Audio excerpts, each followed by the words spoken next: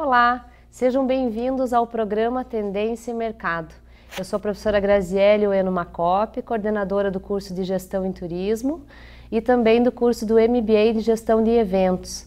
Hoje eu estou aqui com um convidado muito especial que eu trouxe para dividir a experiência com vocês e para conversar aqui com a gente nesse momento, o Júlio Urban. O Júlio é formado em Administração de Empresas, tem especialização em Marketing e tem atuação há 34 anos no segmento de eventos. Olá, Júlio, seja muito bem-vindo. Obrigado, professora. Estamos aí com a turma toda em ação. Muito bem, seja muito bem-vindo ao nosso programa. Eu queria começar conversando um pouquinho, Júlio, com você a respeito da tua história. Queria entender um pouquinho da tua história e qual que é essa tua trajetória aí no mercado de eventos.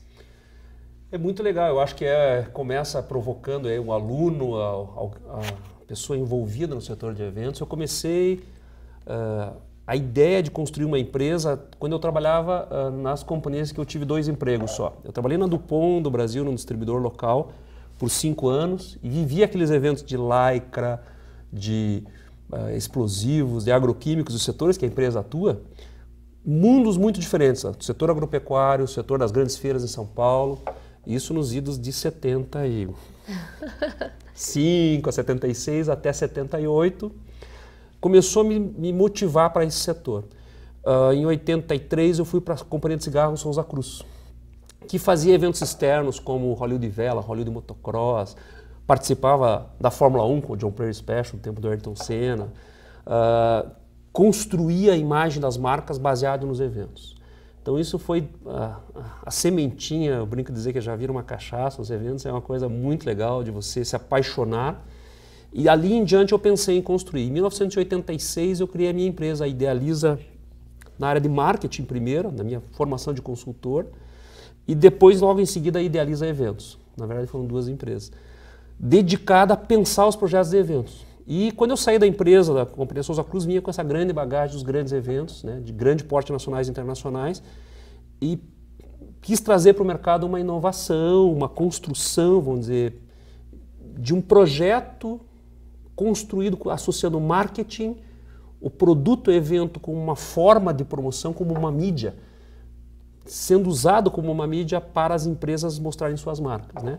Exatamente assim como eu vivia nas grandes companhias. Então, a partir disso, professor, eu busquei um segmento de congressos, foi uma área forte nossa por muitos anos, tanto a área de medicina, tecnologia, inovação. Algumas feiras, a gente foi responsável por coordenar e produzir para o cliente o projeto, mas acabei ficando muito mesmo no segmento de congressos e eventos corporativos. A partir disso, a empresa foi crescendo, abrimos escritórios em São Paulo, no Rio, e Florianópolis, em Porto Alegre, e com o tamanho da empresa pensando no mercado internacional. Aí a experiência do mercado internacional que você tem que também construir. Aprender a entender como é o Congresso Mundial organizado e trazê-lo para o Brasil. Então, eu comecei um programa de eventos internacionais que durou aí uns 4, 5 anos entendendo, pesquisando e visitando as grandes feiras internacionais do setor. No começo existiam pequenos pedaços na área de eventos dentro das feiras de lazer, como a Feira ITB de Berlim, como a Feira POWO nos Estados Unidos, que eu visitei e participei, mas logo em seguida começaram a nascer as feiras dedicadas ao segmento de eventos. Então, assim, construíram feiras especializadas nos destinos e nos produtos para eventos. Daí eu comecei a participar de todas, entender como eram feitas as candidaturas, os processos que se chama no processo de bidding book, de candidatar, preparar o livro de candidatura, entender e, baseado nesse entendimento, começar a trazer negócios para o Brasil. Então a empresa cresceu, nós passamos a ser uma das 5 maiores empresas do segmento no Brasil. Só que com o tempo todo pensando no futuro, hoje eu mudei um pouco esse caminho, porque assim, eu não tenho o herdeiro querendo ficar com o negócio. O meu filho está ligado a cinema, a TV, ele não quer nada com eventos, né? Está indo morar agora na Europa. Então, você pensa assim, o que eu vou fazer para frente, né? Eu mudei o foco, passei a pensar numa área de atuação ligada aos eventos, mas como consultor de projetos. Não mais na operação, no dia a dia de cuidar do trabalho científico, da ficha de inscrição, do credenciamento, da recepção. Da operação. Operação mesmo, né? De vender os estandes, de estar envolvido no dia a dia do planejamento inteiro do projeto, né? Congresso Mundial tem um ciclo de captação entre 2 a 4 anos, dependendo do projeto. Tem realização de promoção de 4 anos antes, às vezes. Então, há projetos que a gente se envolveu 7, 8 anos, houveram projetos assim, onde o teu trabalho de promoção e de divulgação é muito longo, especialmente pela busca dos trabalhos científicos nos congressos internacionais, na classificação, indexação, avaliação e seleção desses trabalhos. Um congresso mundial de grande porte você recebe aí na faixa de 2.000 trabalhos, que você seleciona, classifica, né? Então, aprender a fazer isso, a publicar isso internacionalmente, a entender o uso dessas ferramentas. Veja, eu comecei no tempo na máquina de escrever, né? Vamos dar risada um pouco. Máquina de escrever, vamos lá, gente. Queria ver vocês fazendo com etiquetinha, né? Só no papel ali, digitando a ficha de inscrição da pessoa, mas uma máquina de escrever elétrica, que já foi a grande inovação. Nossa, já é um grande avanço. Então, já tinha o corretivo, né? Tinha o corretivozinho e tal, assim, foi um grande avanço. Então, a gente que vem desse tempo, o computador entrou no segmento em 1984, por aí assim, para ter o procedimento de uso das impressoras, as impressoras matriciais para fazer etiqueta. As impressoras de bobina e etiqueta, 1988, importei as primeiras para o Brasil. Então a gente foi precursor de novidades em processos de credenciamento, né? Leitores de código de barra a partir dos anos 90 só. Mas isso a gente já implantava à medida que conhecia a tecnologia, softwares de controle de trabalhos, recepção dos arquivos, né?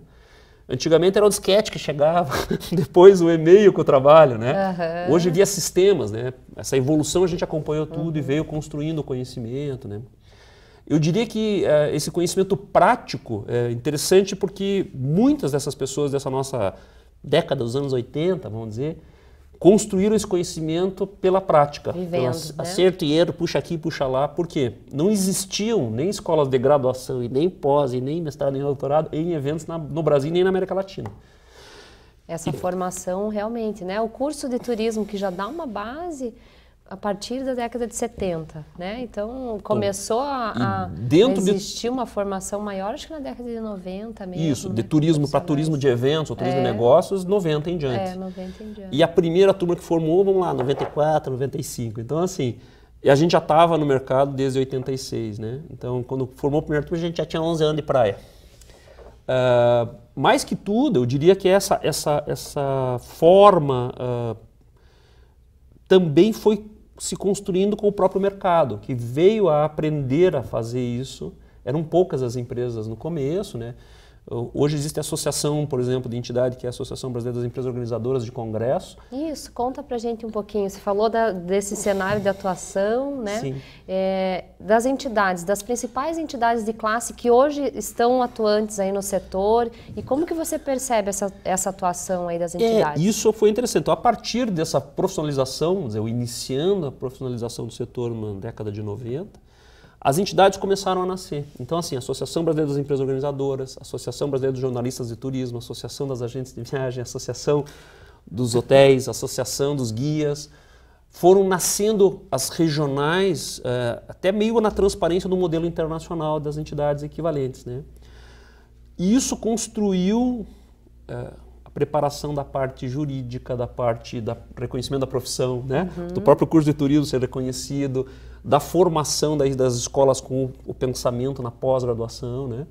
Então, se você pensar nesse processo, até nas universidades, é um processo relativamente novo, o tratamento do turismo de negócios dentro da importância que ele é dado. Dentro do curso de turismo, você tem lá uma matéria, 2 ou 3 na grade de programação. Agora, a pós-graduação, que é dedicada exclusivamente a eventos, né? Então, o setor é muito grande, né? Se você pensar na amplitude dos congressos, das convenções, das feiras, dos programas de incentivo, dos eventos culturais, sociais, dos eventos da igreja, dos eventos de amplitude social. Então, você tem um setor enorme, né? Tem empresa hoje só especializada em formatura, só especializada em casamento, só especializada em congresso de uma área, medicina, só especializada em congresso de tecnologia. Só faz feira a empresa, ela não faz outro ambiente de eventos. Praticamente não existe, até no mundo algumas pequenas experiências existiram, mas assim, uma empresa que faz qualquer evento de todos os leques, de todos os setores, é impossível praticamente de existir hoje, né? Na dimensão de grandes operações. Então eu te diria que as entidades hoje sim colocam um papel muito legal a construir um segmento. E eu deixaria a primeira dica aí para os alunos para pensar nisso, uma pesquisa, lição de casa, ó, Convention Industry Council, que a gente, essa coisa de abreviar nomes, toda hora a gente lembra nos termos em inglês, né? CIC, Convention Industry Council.org, é o site deles. Eles juntaram todas as entidades associativas do segmento de eventos do mundo. Que legal! Debaixo de um guarda-chuva para propor boas práticas. Segue a dica para os alunos. Boas práticas tem lá. De como contratar um hotel, como fazer um evento, como buscar uma especificação de uma feira, como detalhar. Isso tem disponível no site sem custo. Olha, que dica bacana. E eles se relacionaram com as entidades equivalentes a essas brasileiras. A Associação Internacional das Organizadoras de Eventos, IAPCO, International Association for Professional Congress Organizers, está lá, cadastrada no CIC. A ICA, International Congress Convention Association, está dentro do CIC. Então, esse Convention Industry Council construindo está uma evolução, vamos dizer, do nosso setor na vivência prática, na experiência dos profissionais, das empresas e dos associados de todas essas entidades mundialmente trabalhadas. E que no Brasil tem as suas equivalências, vamos dizer assim, de cada um dos segmentos, dos super segmentos do mercado. Acaba sendo uma ação de reconhecimento mesmo, né, Júlio? Numa esfera internacional, mundial, mas também aqui, né, como você está falando, né? Acho que as entidades de classe têm também essa função, né? Esse eu trabalho colocaria de que construção da profissão passa por isso, necessariamente. Então, quando você tem multissetores buscando força para o turismo de negócios, organizadores de eventos, promotores de feira, as empresas do segmento de formaturas, por exemplo, como a Associação das Montadoras de Estandes, essas entidades de classe vão construindo a informação do que é o segmento para os políticos, para os profissionais em geral, para as outras profissões, entenderem que tem profissionais desse lado. O médico é especialista na sua área de medicina, ele quer fazer evento, ele pode até conhecer, ter participado de muitos, mas na hora de fazer, de arregaçar a manga, de entrar em operações, né, ele tem que deixar para o profissional. E cada vez mais essa super especialização, tanto no vídeo, na comunicação, na expressão formal e no controle operacional da coisa, precisa ser feito por um profissional. Eu acho que cada vez mais, como você falou, né, está evidente isso e essa necessidade. Um retrato são os cursos mesmo, como a gente estava comentando, essa própria formação que o aluno vem buscando por isso, né, por essa especialização, por esse momento de buscar mais conhecimento. Por isso que é importante conversar com alguém que entende, né? Alguém do mercado. Queria que você contasse um pouquinho para a gente, embora a gente falando aí das entidades que são importantes para o setor, a função de um convention, né? A gente está falando aqui para um público que conhece muito pouco ainda da área, né? Então, como que você destaca ou qual seria a função, o destaque para um convention? Como que ele trabalha basicamente? Bom, isso até no mundo inteiro ele tem modalidades e modelos diferentes, mas no Brasil ele é uma entidade privada, com o objetivo de promover o acesso, a porta de negócios do segmento de eventos para uma cidade. Muitos são visitors bureau, também recepção de visitantes, papel basicamente dedicado ao Estado e município, que muitas vezes não faz. Então a iniciativa privada se propõe a ajudar o Estado e o município a tentar articular melhor essa atividade. Normalmente os convention bureaus congregam todas as entidades organizadas do setor profissional e fazem com que isso tenha então uma força de união. Interessante, o Convention Bureau é um órgão que consegue fazer essa união, apesar de alguns conflitos aqui e ali, algumas entidades ou algumas atividades profissionais de eventos, o Convention Bureau é um agregador. Sem dúvida, ele é a porta de negócios de entrada para a formação de uma ação de destino. Ok. É importante a gente ver o papel, o reconhecimento do papel também desse setor, né? Mesmo que seja pela iniciativa privada, mas são ações que estão acontecendo, né? Que acontecem e que vão aí auxiliar nessa promoção. Eu queria aproveitar também, Júlio, para você contar um pouquinho para a gente sobre o GMM, né? O que é esse evento, como surgiu, né? Em que edição está... A gente chegou nessa também conclusão. Na área de educação formal, então, na graduação e na pós, o que a gente via na área de eventos era uma percepção da informação ampla e geral, vamos dizer assim. Quando você tem que aprofundar um nível de conhecimento, especialmente nesse caso, GMM são as siglas de Global Meetings Management. A gente construiu, então, um evento de gestão de eventos globais. Como captar, como gerenciar e como pensar eventos mundiais.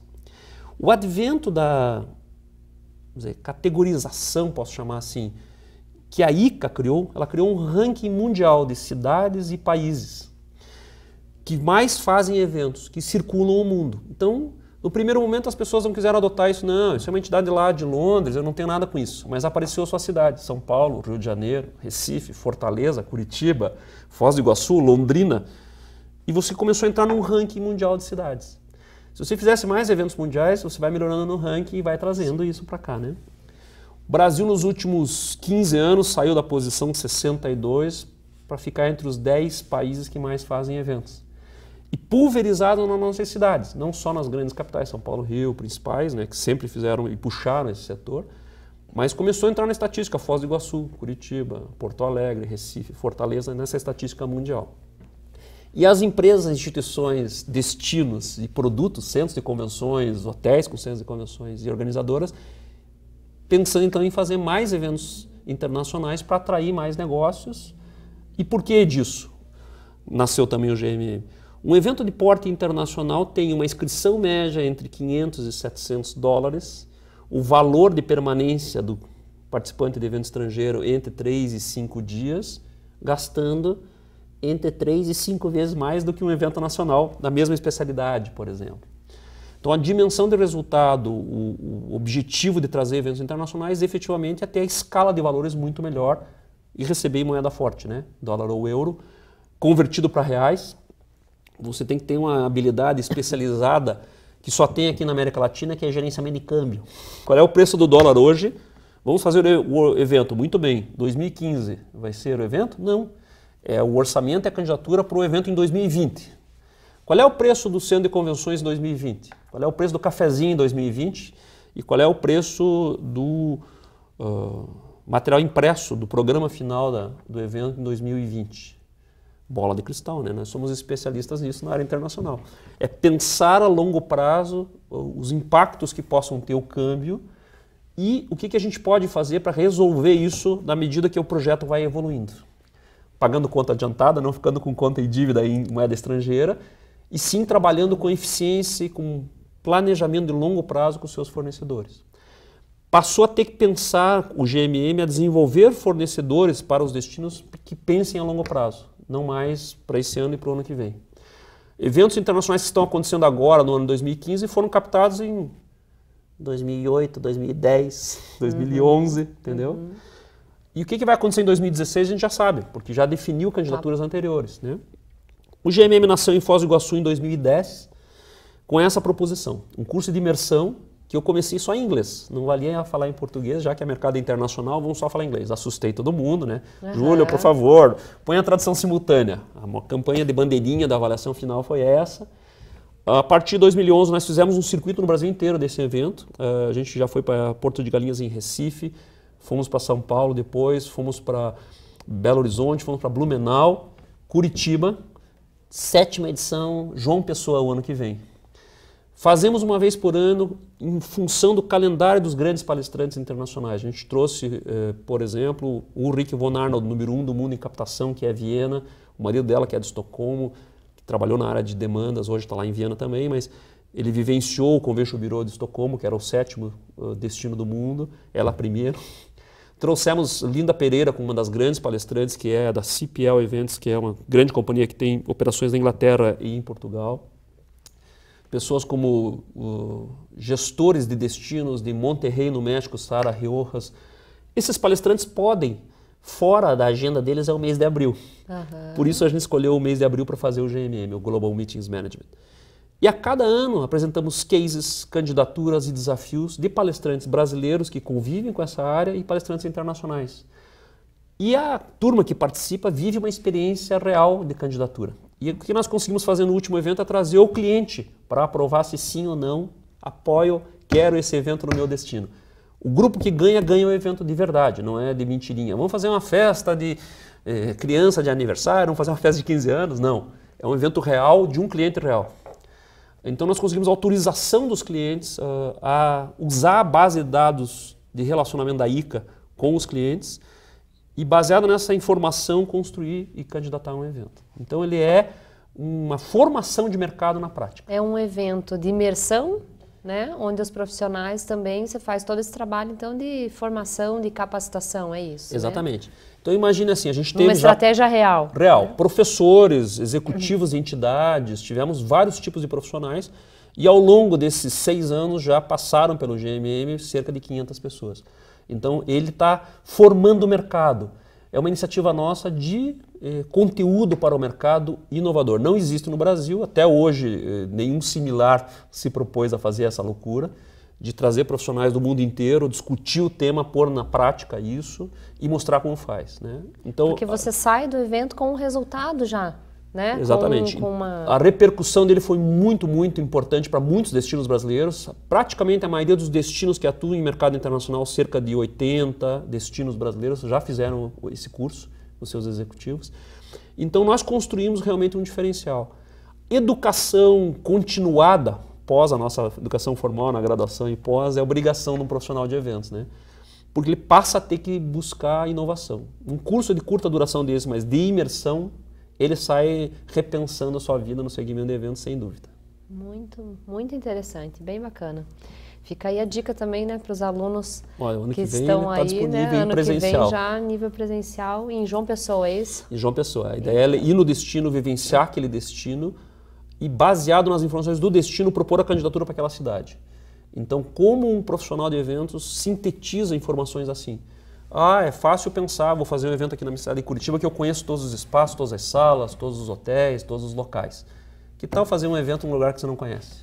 Nunca foi.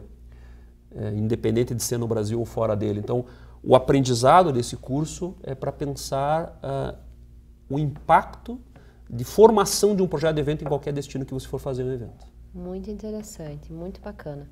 Eu queria aproveitar, já que nós estamos falando aí de impacto, de destino, né, ir para um lugar, queria aproveitar essa deixa, para esse gancho aí, para a gente falar um pouquinho sobre a relação do turismo, especificamente, com a área de eventos.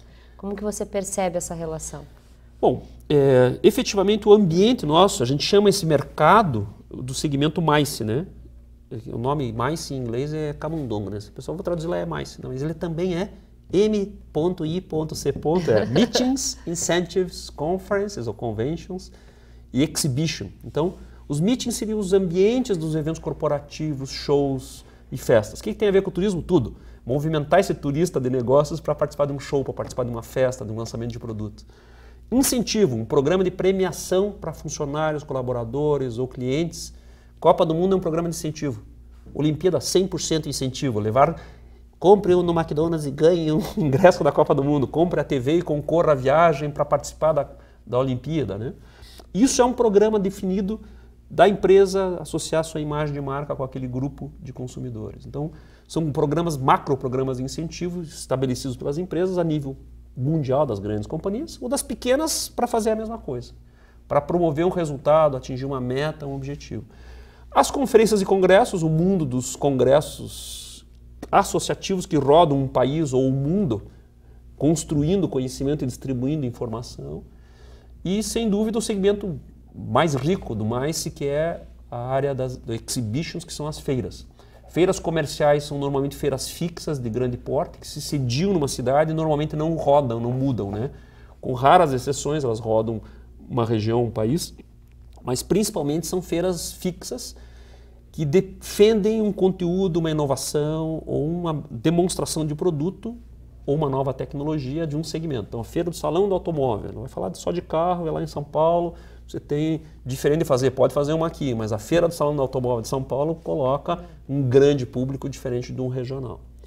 Então, o segmento MICE, ele é o que a gente trata na versão portuguesa, o turismo de negócios. Ele é o turismo programado para aquele dia fatal. O evento é sempre fatal, né? Começa no dia 10, acaba dia 11. O show é no dia 15, no dia 20. E você não pode escolher que você quer ir no Salão do Automóvel no dia 10 de janeiro. Não, ele é no dia definido que ele for marcado. Então o evento provoca no turismo um agendamento e um planejamento de um destino. Ele consegue saber naqueles grandes eventos o que impacta na ocupação hoteleira, no restaurante, no transporte, nos serviços complementares naquele dado período num grande evento, do pequeno e do médio. Vem trabalhando bem na sazonalidade, aí no destino, né? Exatamente. Então, ou seja, o evento pode ajudar a ajustar sazonalidades e se trabalhar exatamente, no nosso caso aqui, Curitiba, janeiro e fevereiro são períodos de baixa que todo mundo está na praia. Num destino de praia, como Florianópolis, é o contrário, está todo mundo na praia, mas ocupando todos os produtos do turismo da praia. E daí janeiro e fevereiro não é um período bom para fazer eventos lá. Em contrapartida é bom para fazer eventos em Curitiba. Em Curitiba busca isso de fazer aqui. Daí março não é bom para fazer eventos lá, é bom também, só que daí já não tem mais o verão, não tem mais o sol e areia e praia. Então eles tentam equilibrar nos períodos fora do verão, destino de praia, por exemplo, o equilíbrio com eventos. E nós, ao inverso, no período do verão, tentamos equilibrar com a presença de eventos para equalizar o faturamento de um dado produto turístico. Então a relação é muito direta. Nós somos do turismo de negócios, ou seja, o turismo, a infraestrutura turística disponível, um aeroporto, um centro de convenções, um equipamento de apoio como espaços de eventos e a infraestrutura de fornecedores, sem dúvida, é uma integração do turismo de negócio com o turismo de lazer, né? O nosso turista é obrigado a ir na feira naquele dado dia, que a empresa determinou que ele tem que estar lá, porque ele está realizando uma atividade profissional dedicada àquele dia. Então o principal equipamento do turismo de negócios é o local do evento, ou é o centro de convenções, é o hotel com centro de convenções. E o principal atrativo do turismo de lazer é esse atrativo turístico, atrativo promocional, ou as cataratas, ou uma praia, ou a montanha, depende do interesse do turismo ecológico, enfim. Mas o principal motivador é a decisão que é tomada individualmente. Para você ir para praia, para montanha, se escolhe o dia, a hora e se mexe como quer, dependendo do seu bolso. No turismo de negócios, não. Ele está definido o dia, está definido o local e está definido o horário. Então o teu horário é muito flexível no turismo de lazer, não é o caso do turismo de negócios, né? Então há uma relação direta do turismo em geral com o turismo de negócios, só que nós usamos a infraestrutura do turismo de lazer de maneira a usá-lo com esse agendamento prévio, com esse nível de certeza de presença e de formatação. É importante a gente perceber justamente essa aliança, né, Júlio? Quanto o turismo depende também da atividade de eventos, né? O quanto a gente tem essa proximidade e quanto eventos também têm a proximidade com o turismo. Para a gente perceber essa relação e quanto é íntima essa relação também, né? A gente não consegue pensar uma coisa isolada da outra. Com certeza. A gente tem essa... Um indicador só para dar de mercado, assim, há alguns anos atrás, alguns dos produtos que usavam, tinham centro de convenções dedicados a ambientes de lazer, praia. Eles tinham o centro de eventos como espaço para utilizar para o lazer, para um grande restaurante, para fazer um pequeno show, uma atividade ligada ao lazer. Hoje o segmento de eventos desse produto já é 50% da demanda dele. Se ele não fizer eventos corporativos, empresariais, se dedicar a esse ambiente, ele não sobrevive só com o lazer. Então o equilíbrio do turismo de negócios efetivamente ajuda a ter, nos produtos, por exemplo, hotelaria, uma força econômica de sustentabilidade. Isso é interessante que você está falando, independe do destino, né? Mesmo um destino que seja trabalhado, até estava lendo uma reportagem recente a respeito de Bonito, no Mato Grosso do Sul, que apesar de ser todo esse apelo de turismo ecológico, ele também está investindo na área de eventos, né? Então, independente do destino ou da própria característica desse destino, também se trabalha e se alia, né, com um evento. Sem dúvida. Bonito, a gente já fez eventos lá e tem essa característica de buscar um caminho de agregar esse turismo de lazer. O que existe lá é um complemento para programas de incentivo ou para congressos espetacular. A estrutura já está pronta. Mas muito mais isso, buscar espaços, construir condições para receber mais eventos. Logicamente, geração de uma demanda de um evento, ele é provocador da infraestrutura. A gente viu isso com a Copa do Mundo. Bem ou mal, tinha gente reclamando, mas a FIFA está exigindo A, B ou C da gente, mas não tinha lá no caderno de encargos original que era para ser assim, ele precisava do estádio, ele precisava do acesso, ele precisava do fluxo? Sim. Então, o contrato original da candidatura estabeleceu isso. Já estava previsto, né? Não era uma novidade. Não era surpresa para ninguém, eles já sabiam desde o começo. Então, assim, talvez foi falta de esclarecer que isso é assim. Eventos funcionam com uma regra E essa regra foi estabelecida. Se bem ou mal administrada, se a FIFA fez certo ou errado, é outra discussão. Mas a regra do negócio já estava estabelecida desde o começo. Então os eventos são, para um destino como Bonito, fundamentais cada vez mais. Porque eles vão levar grupo de pessoas muito maior do que o individual do lazer, vão conseguir preencher períodos onde efetivamente o lazer não necessariamente vai estar na alta, né? E característica de também usar esse produto pronto do lazer. Então, logicamente, o turista de negócios usa o lazer se esse lazer estiver pronto para ele. Eu costumo dizer assim, às vezes tem museus que fecham de noite. Que horas que um especialista da área de feiras pode ir no museu? Se ele trabalhou de manhã e de tarde na feira? De noite. Daí o museu fecha.